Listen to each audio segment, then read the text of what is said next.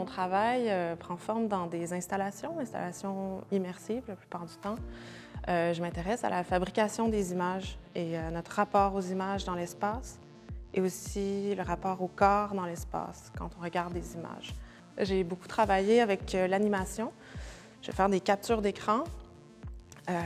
Puis ces captures d'écran-là montrent des gestes de manipulation graphique, de photos, de dessins.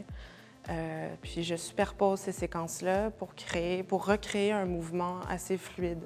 Ça s'inspire quand même pas mal des vidéos tutoriels qu'on voit sur YouTube ou des vidéos ASMR où on regarde des gens manipuler des objets, par exemple, ou tracer des dessins, faire de la céramique. Donc je m'inspire de ces gestes-là pour créer un rythme, puis ces images-là se superposent et se fusionnent et deviennent très contemplatives.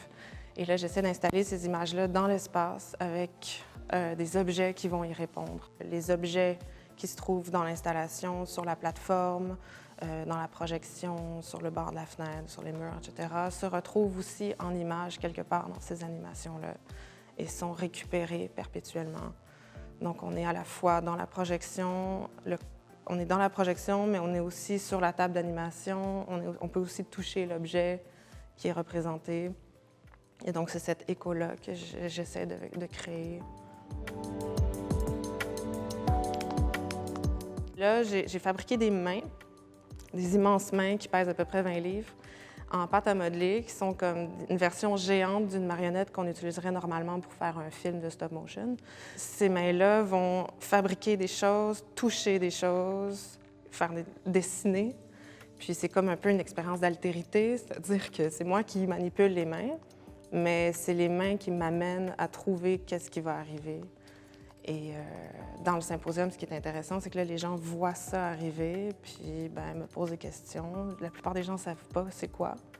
Ils ne savent pas comment se fait de l'animation. Fait que c'est super intéressant de l'illustrer en train de se faire. Puis c'est super stressant aussi parce qu'on s'est un peu plongé dans le vide.